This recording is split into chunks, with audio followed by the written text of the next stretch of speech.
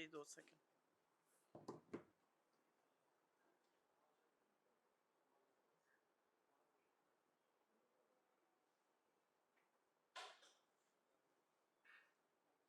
ये उनको कर दीजिए आप।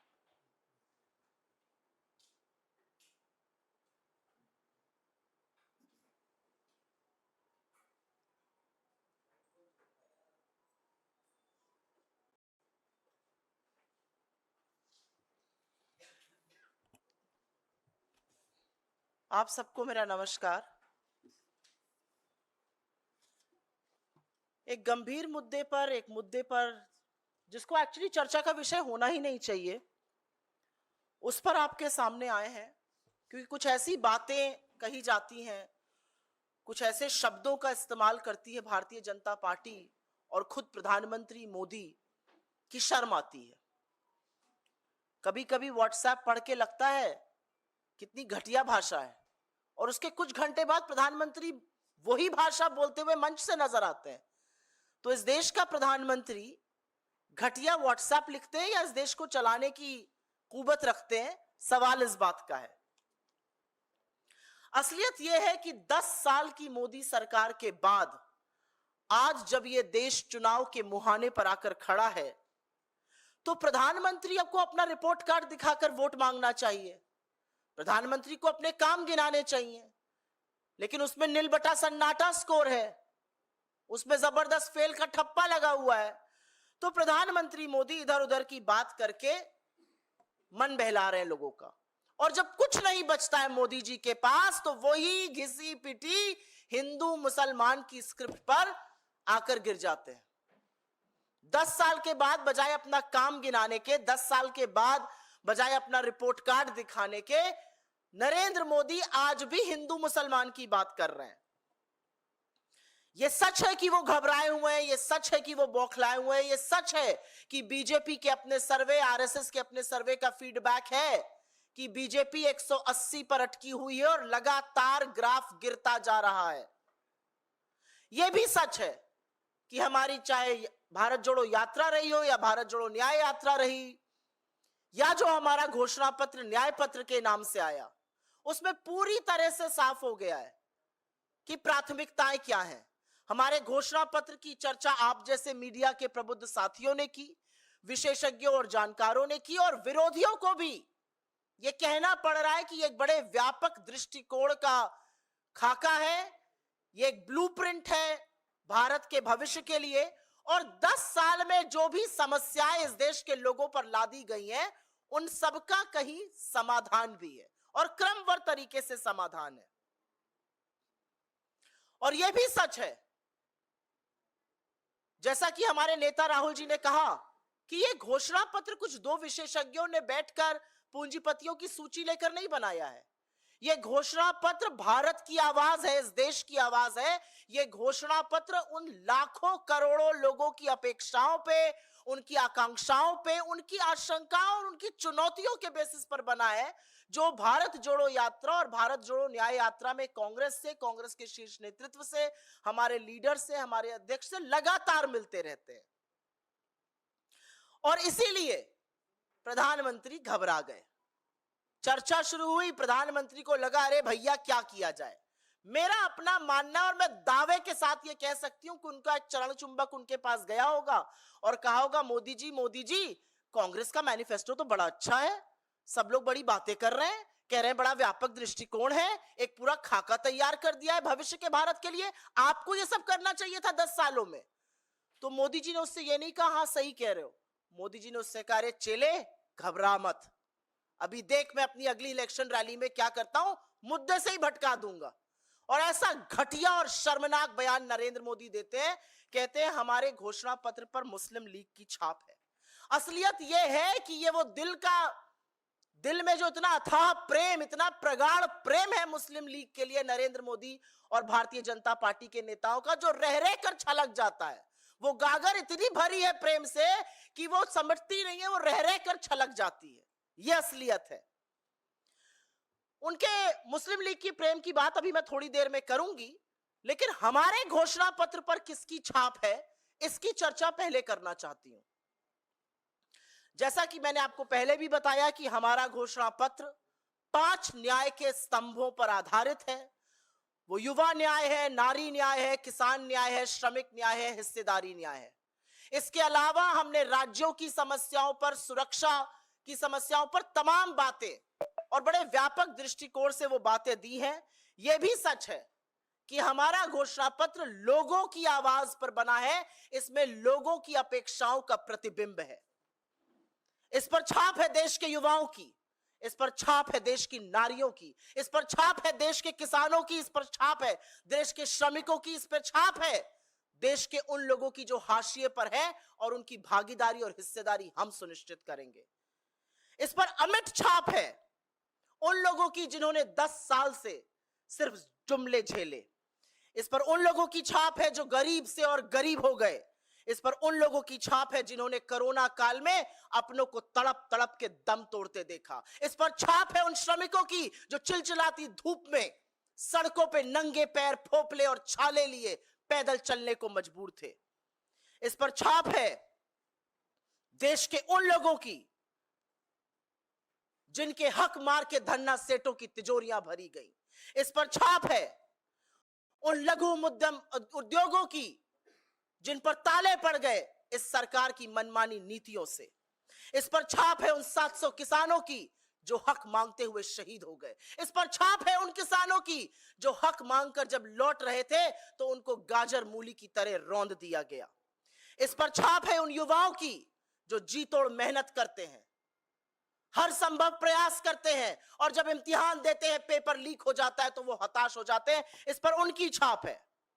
इस पर छाप है सरहद पर तैनात उस सैनिक की जो जाड़ा, गर्मी, बरसात नहीं देखता और इस सरहद की रक्षा करता है। इस पर छाप है गलवान के उन शहीदों की जिनके प्रति श्रद्धा तो छोड़िए, आरोपियों को क्लीन चिट देने का काम इस देश के प्रधानमंत्री ने किया। इस पर छाप है उन सैनिकों की जिनके शौर्य और पराक्रम के बल पर यह देश सुरक्षित है, हम और आप सुरक्षित हैं, लेकिन जिनके शौर्य और पराक्रम और मनोबल को तोड़ने का काम नरेंद्र मोदी की क्लीन चिट और उनके विदेश मंत्री के ऊल जलूल बयान करते हैं। इस पर छाप है कश्मीर की, इस पर छाप है मणिपुर के लोगों की, इस पर छाप है लद्दाख की आंदोलित जनता की। इस पर छाप है उन सब बड़े सरकारी संस्थानों की जिसकी नींव पर यह देश खड़ा हुआ है और जिसको लगातार बेचने का काम नरेंद्र मोदी कर रहे हैं। इस पर छाप है देश की जनता की, इस पर छाप है हौसले की, इस पर छाप है आशा और उम्मीद की। लेकिन क्यों मोदी जी ने ऐसा कहा? कभी आपने सोचा है? कुछ और कह सकते थे, कह सकते थे कि यह गलत है, यह नहीं संभव है, यह नहीं होगा, कुछ भी कह सकते थे। यह क्यों कहा? क्योंकि यही दिल का प्रेम है। इश्क और मुश्क छुपाए नहीं छुपते हैं, और मोदी जी के पुरखों का मुस्लिम लीग से ऐसा इश्क है जो छुपता नहीं है। आपको याद होगा 1942 में जब महात्मा के आह्वान पर मौलाना आजाद कांग्रेस के अध्यक्ष थे, सारा देश सड़कों पर था, करो या मरो का नारा था, भारत छोड़ो आंदोलन चल रहा था, और ऐसे में श्यामा प्रसाद मुखर्जी बंगाल में, मोदी जी के पुरखे सिंध में, मोदी जी के पुरखे नॉर्थ वेस्ट फ्रंटियर प्रोविंस में मुस्लिम लीग के साथ मिलकर सिर्फ सरकार ही नहीं चला रहे थे, अंग्रेजों को चिट्ठियां लिखकर यह भी सलाह और मशवरा दे रहे थे कि इस आंदोलन का कैसे दमन किया जाए। ये ना हमारे सगे हैं, ना आपके सगे हैं, ना भारत मां के सगे हैं, ये हमेशा से सगे विभाजनकारी लोगों के हैं, विभाजनकारी पार्टियों के हैं, चाहे वो मुस्लिम लीग हो या फिर अंग्रेज हो। और असलियत यह भी है कि जब से हमारा मैनिफेस्टो जारी हुआ है, बीजेपी में खलबली मची हुई है। बेचारों को समझ ही में नहीं आ रहा है क्या किया जाए। वैसे ही 180 पर अटके हुए हैं, शनै शनै वो अब कम होता जा रहा है। और इसीलिए मैं 1 मिनट में जरूर अपने मैनिफेस्टो का, जरूर अपने न्याय पत्र का जिक्र करना चाहती हूं कि क्यों हमें फक्र है इस पर, क्यों लोग कह रहे हैं कि एक व्यापक दृष्टिकोण है, क्यों लोग कह रहे हैं कि यही देश की तकदीर और तस्वीर बदलेगा। हर उस समस्या का, चाहे वो बेरोजगारी हो, महंगाई हो, आर्थिक असमानता हो, गरीबी हो, भूखमरी हो, महिलाओं के खिलाफ अपराध हो, हर उस समस्या का जिसको देश ने 10 साल में झेला है, इस मैनिफेस्टो में पूरी तरह से समाधान है। युवा बेरोजगारी का दंश सह रहा है। हम कहते हैं हमारी सरकार बनेगी 30 लाख सरकारी नौकरियां देंगे। हमारा कहना है कि हम अप्रेंटिसशिप स्कीम के अंतर्गत 1 साल के लिए हर ग्रेजुएट और हर डिप्लोमा धारक को 1 लाख का स्टाइपेंड देंगे। हम कहते हैं कि पेपर लीक से आपका हौसला टूटेगा नहीं, क्योंकि ऐसा सख्त कानून बनाएंगे कि आपके साथ भविष्य के खिलवाड़ करने वालों की रूह कांप जाएगी। हम कहते हैं कि 4 साल ठेके पर सरकार सेना की नौकरी नहीं चलेगी। अग्निवीर को खत्म करेंगे और पुरानी जो विधि थी उसको बहाल करेंगे। हम किसानों जिनका हौसला टूट गया, जिनको आतंकी कहा गया, जिनके ऊपर आंसू गैस के गोले छोड़े गए, जिनके रास्ते में कीलें गड़ा दी गई, हम उन किसानों को एमएसपी की कानूनी गारंटी देंगे। हम उनका कर्जा माफ करेंगे, 16 लाख करोड़ पूंजीपतियों का माफ नहीं करेंगे। हम उनके खेती को, उनके बीज को, उनकी खाद को, उनकी दवाई को, उनके खेती के उपक्रम को जीएसटी से मुक्त करेंगे। हम नारी के हाथ में संसाधन देंगे। महालक्ष्मी स्कीम के चलते हम गरीब परिवार की महिला मुखिया को 1 लाख रुपए सालाना देंगे। हम नई सरकारी नौकरियों में महिला को 50% आरक्षण देंगे।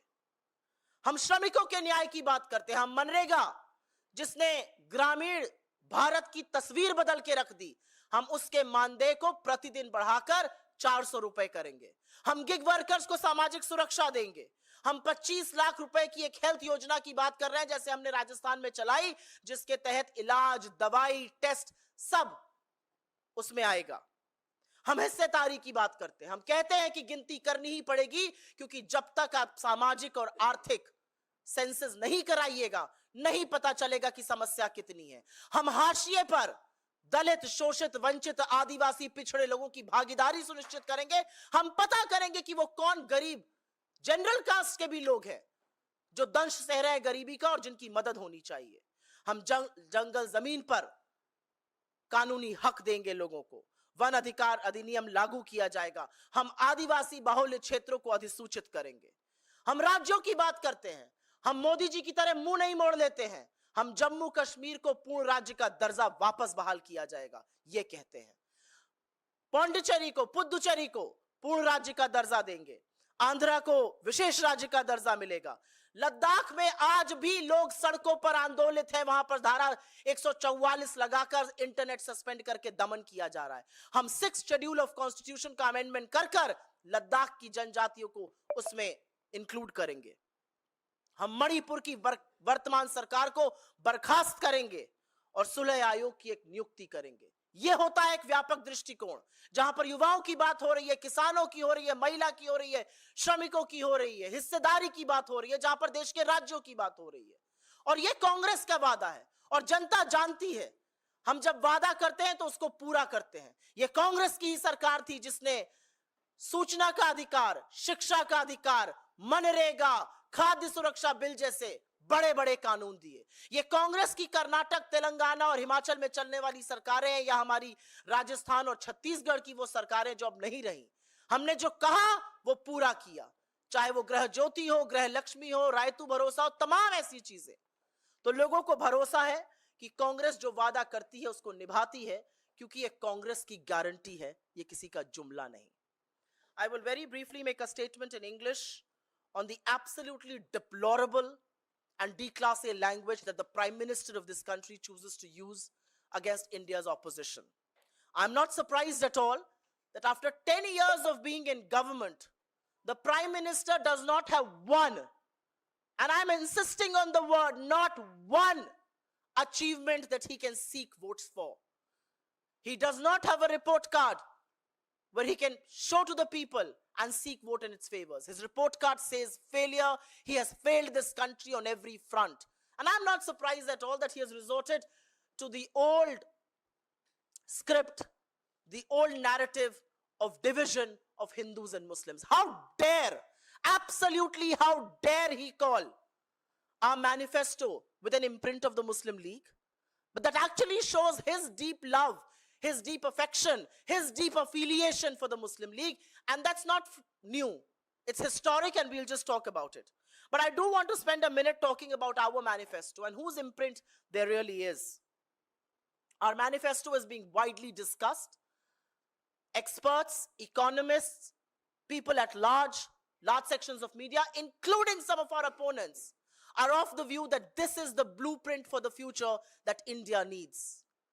This is the solution that India needs to the problems that have arisen in the last 10 years. Problems of unemployment, problems of othering, problems of poverty, problems of high prices, problems of crime against women.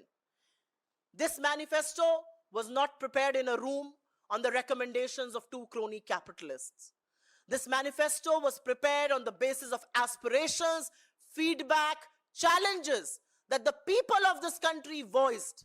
The crores of people who met us during the Bharat Jodo Yatra, the Bharat Jodo Nyaya Yatra, wide consultations that we had across states of this country. It's a reflection, it is the voice of India. And I will take a minute to just talk about the imprint that one sees on our manifesto. Our manifesto is largely built on 5 pillars, and those pillars are pillars of justice as far as the youth is concerned: Yuva Nyay, Kisan Nyay, Nari Nyay, Shramik Nyay, and Bhagidari Nyay. But I do want to talk to you about whose imprint there really is. There is an indelible imprint of the youth of this country in our manifesto. There's an imprint of women. There is an imprint of workers. There's an imprint of the farmer. There is an imprint of people who find themselves at the absolute margins of our society, and we will ensure their greater representation. It has the innumerable people being represented in our manifesto. It has the imprint of those who have become poorer. It has the imprint of those who have only heard jumlas in the last 10 years. It has the imprint of those who lost their loved ones in Corona. It has the imprint of the workers, of the laborers who were forced to walk home in the scorching heat. It has the imprint of small and medium enterprises who were forced to shut down because of Modi's misgovernance. It has the imprint of the rights of people that were denied and instead coffers of the rich that were filled. It has the imprint of our daughters who, when they were sexually exploited, the government chose not to protect them and instead gave patronage to the perpetrators of their crime. It has the imprint of 700 farmers who made the supreme sacrifice while demanding the MSP. It has the imprint of farmers who were trampled over by a BJP leader's son. It has the imprint of the youth whose paper gets leaked, they get disheartened, and they don't know what to do. It has the imprint of our brave hearts protecting our country at our borders. It has the imprint of the 20 brave hearts in Galwan who made the supreme sacrifice, and the Prime Minister gave a clean chit to China by saying nobody has entered our territory. It has the imprint of the supreme bravery and courage of our armed forces, who are constantly denied their place, their position, and their power by the kind of statements that India's Minister for External Affairs and the Prime Minister make. It has this imprint of Kashmir. It has the imprint of the people of Manipur. It has the imprint of the people of Ladakh. And last but not the least, it has the imprint of those government institutions on the foundation of which our country has been built. Institutions that have been consistently sold by Narendra Modi. But let me quickly remind you of this deep love and affection that Mr. Modi has for the Muslim League. It's not newly acquired. Ye naya mohabbat nahi hai, ye purani mohabbat hai. And this love emanates from the ideological ancestors of the BJP. If you remember in 1942, when India was on the roads, when India was pushing the British away during the Quit India movement, and do or die was the mandate that we lived by, Shyama Prasad Mukherjee was running a government in Bengal, and his like-minded people were running governments in Sindh and in Northwest province with the Muslim League. And they were also giving written suggestions to the British on how to curb this movement. The reality is that our manifesto is an answer to problems that people in this country face today. People in this country face problems of unemployment. This talks about 30 lakh government jobs. This talks about an apprenticeship program under which a graduate or a diploma holder can get an apprenticeship of 1 lakh for a year. It talks about a stringent law against paper leak. It talks about scrapping